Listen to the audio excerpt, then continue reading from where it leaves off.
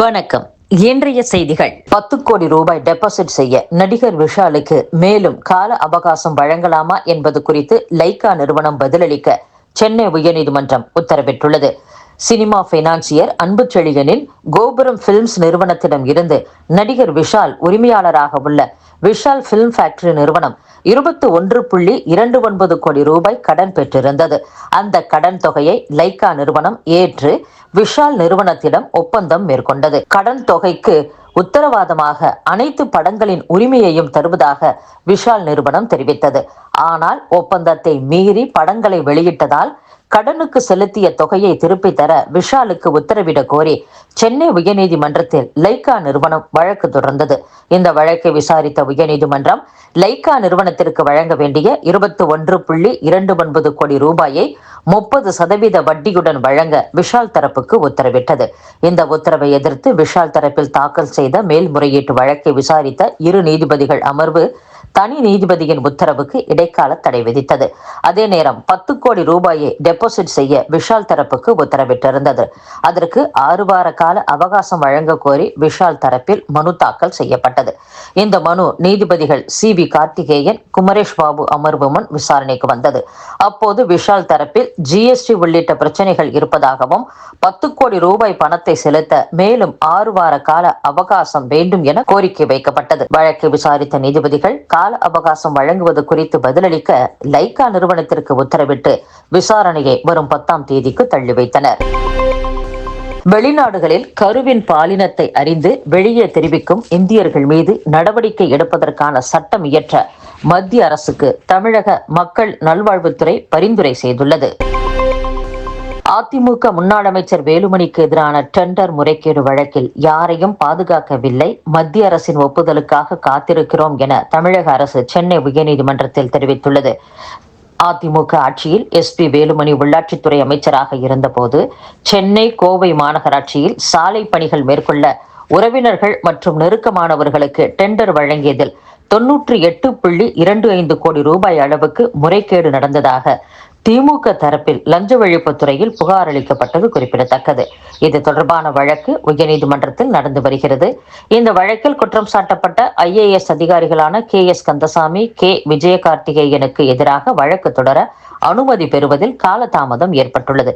இது தொடர்பாக தமிழக அரசின் பொதுத்துறை செயலர், விஜிலன்ஸ் ஆணையர், லஞ்ச ஒழிப்புத்துறை இயக்குநர் ஆகியோர் தரப்பில் IAS அதிகாரிகளுக்கு எதிராக வழக்கு தொடர மத்திய அரசிடம் அனுமதி பெறுவதில் ஏற்பட்ட காலதாமதம் வேண்டுமென்றே ஏற்பட்டதல்ல என தெரிவிக்கப்பட்டிருந்தது. இந்த வழக்கு நீதிபதி N. ஆனந்த் வெங்கடேஷ் முன் மீண்டும் விசாரணைக்கு வந்தது. அப்போது தமிழக அரசு தரப்பில் ஆஜரான கூடுதல் தலைமை வழக்கறிஞர் J. ரவீந்திரன் வழக்கு தொடர ஒப்புதல் கோரி அனுப்பிய கடிதம் மத்திய அரசிடம் நிலுவையில் உள்ளது. நினைவூட்டல் கடிதங்களும் அனுப்பப்பட்டுள்ளன. எந்த அதிகாரியையும் பாதுகாக்கவில்லை. அவர்கள் வழக்கில் குற்றம் சாட்டப்பட்டவர்களாக சேர்க்கப்பட்டுள்ளனர். மத்திய அரசு ஒப்புதல் அளித்த பின் அடுத்த கட்ட நடவடிக்கை எடுக்கப்படும் என தெரிவித்தார். இதையடுத்து வழக்கு விசாரணையை February 20ஆம் தேதிக்கு நீதிபதி தள்ளி வைத்தார். ஆசிரியர் தேர்வு வாரியம் வாயிலாக தேர்வான முதுநிலை ஆசிரியர், உடற்கல்வி இயக்குனர், கணினி பயிற்றுனர் உள்ளிட்ட 1960 பேருக்கு விரைவில் பணி நியமன ஆணை வழங்கப்பட உள்ளதாகவும், இதற்காக முதுநிலை ஆசிரியர் காலி பணியிட விவரங்களை இணையதளத்தில் பதிவேற்ற முதன்மை கல்வி அலுவலர்களுக்கு உத்தரவிடப்பட்டுள்ளதாகவும், தேர்வு செய்யப்பட்டோருக்கு வரும் 7, 8ஆம் தேதிகளில் கலந்தாய்வு நடைபெற உள்ளதாகவும் தகவல் வெளியாகியுள்ளது. அடுக்குமாடி குடியிருப்புகள் விற்பனைக்கான பத்திரத்தை பதிவு செய்யும் போது கள ஆய்வு செய்ய வேண்டாம் என பதிவுத்துறை உத்தரவிட்டுள்ளது. தமிழகத்தில் பத்திரப்பதிவு பணிகளை விரைவுபடுத்த ஸ்டார் 3.0 என்ற புதிய மென்பொருள் அறிமுகம் செய்யப்பட்டுள்ளது. இதில் பொதுமக்கள் குறிப்பிட்ட சில பரிமாற்றங்களுக்கு சார்பதிவாளர் அலுவலகம் செல்லாமல் எங்கிருந்து வேண்டுமானாலும் பத்திரப்பதிவு செய்யலாம். குறிப்பாக புதிய அடுக்குமாடி திட்டங்களில் வீடு வாங்கும் போது அதற்கான பத்திரப்பதிவு பணிகளை கட்டுமான நிறுவனத்தின் அலுவலகத்தில் இருந்தபடியே மேற்கொள்ள வகை செய்யப்பட்டுள்ளது. அத்துடன் பத்திரத்தில் தொடர்புடைய கட்டடத்தின் மதிப்பு சரியாக இருப்பதை உறுதி செய்து கொள்ள வேண்டும். இதையடுத்து அடுக்குமாடி திட்ட வீடுகள் தொடர்பான 2வது மற்றும் தொடர் விற்பனையின் போது கள ஆய்வு செய்யாமல் பத்திரப்பதிவு செய்து கொடுக்க பதிவுத்துறை உத்தரவிட்டுள்ளது. கள ஆய்வு தவிர்த்து காலதாமதமின்றி பத்திரங்களை பதிவு செய்து கொடுக்க வேண்டும் என பதிவுத்துறை தலைவர் தினேஷ் பொன்ராஜ் ஆலிவர் பிறப்பித்த சுற்றறிக்கையில் குறிப்பிடப்பட்டுள்ளது. தமிழகம் மற்றும் அண்டை மாநிலங்களில் தக்காளி விளைச்சல் அதிகரித்துள்ளதால் அதன் விலை கிலோ 10 ரூபாயாக குறைந்துள்ளது. தமிழகத்தில் தருமபுரி, கிருஷ்ணகிரி, ஈரோடு, சேலம், கோவை உட்பட பல்வேறு மாவட்டங்களில் தக்காளி அதிக அளவில் சாகுபடி செய்யப்படுகிறது. மாநிலத்தின் ஒட்டுமொத்த தேவையை பூர்த்தி செய்யும் அளவிற்கு உற்பத்தி இல்லாததால் கர்நாடகா, ஆந்திரா, தெலுங்கானா மாநிலங்களில் இருந்தும் தக்காளி விற்பனைக்கு எடுத்து வரப்படுகிறது.